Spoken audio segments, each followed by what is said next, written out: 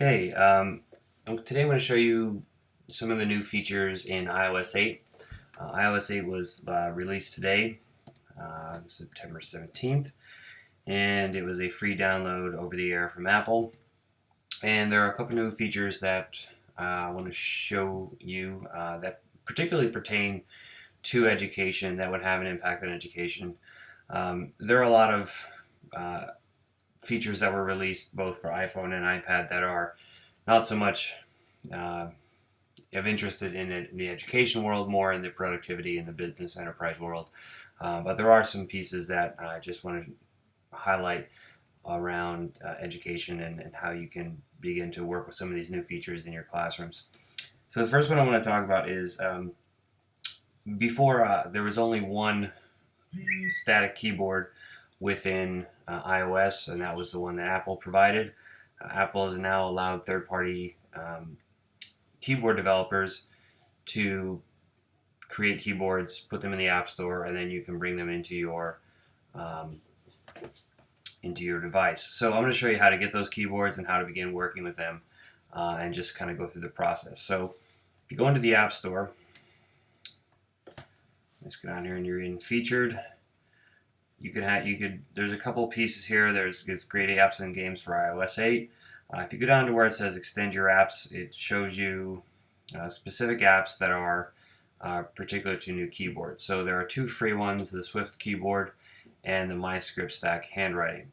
So I already have these both downloaded, so to get to download, all you need to do is go in and download them, and they download on your device.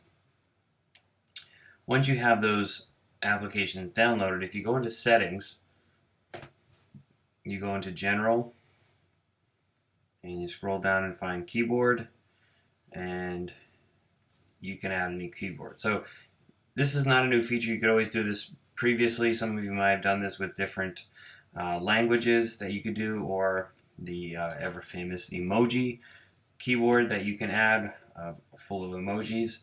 So some of you might have used this before if you teach a foreign language, or if you have ELL students. You might have incorporated these keyboards on student iPads before. But notice how I have third-party keyboards. I have a new section here. And the first one I'm going to do is I'm just going to select Stack. And once I do that, it adds it to my keyboard. But before I do this, there are some permissions involved, so you need to allow full access. So you want to make sure that's green, that's on. This is just kind of a prompt to let you know that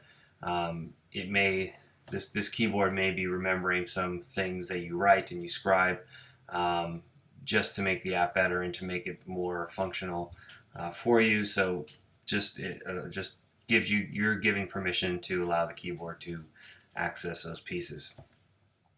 Once you have that set up, if you go into an application such as Evernote, and let's just cancel here and create a new note. So if I create a new note, I can go down here in my little globe, and what you'll notice is that I switched my keyboard by tapping that globe, and this keyboard now is it allows me to draw characters with my finger or stylus on this particular gray area down here. So if I start typing, or writing I should say, this little U shape down here is the space, so I can tap that and I can write. Oops, and I can delete.